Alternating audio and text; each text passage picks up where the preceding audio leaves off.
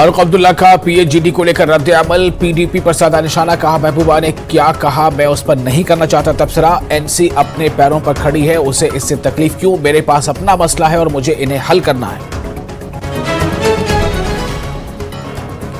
National conference के senior leader Nazir Ahmad गुजैरी का बयान, कहा इत्तेहाद का अहम मकसद बीजेपी को हराना। पीडीपी कांग्रेस और सीपीआई इंडिया इत्तेहाद का है हिस्सा।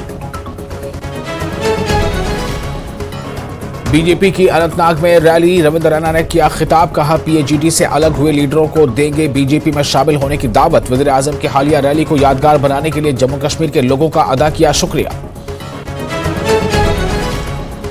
मेंढर में बीजेपी जमीनी सतह पर हुई है मजबूत, कई एनसी के कारकुन बीजेपी में हुए शामिल। सीएफ शारदा कमेटी ने शारदा मंदिर टिटवाल में शिवरात्रि सलाम का जश्न मनाया। शारदा पीठ पाकिस्तान मकबूजा कश्मीर में भी चढ़ाए अखरोट। आरिफ अल्तराल में लोगों ने महकमे बिजली के खिलाफ किया खामोश एहतजाज। बिजली फीस में बेतहाशा इजाफा करने पर बरहम है मकामी लोग। लद्दाख में लोक अदालत के इनेकाद, 6 जजों पर मुश्तमिल बेंच की तश्कील। अदालतों में ज़ेर इल्तिवा 286 मुकदमात की समाअत हुई।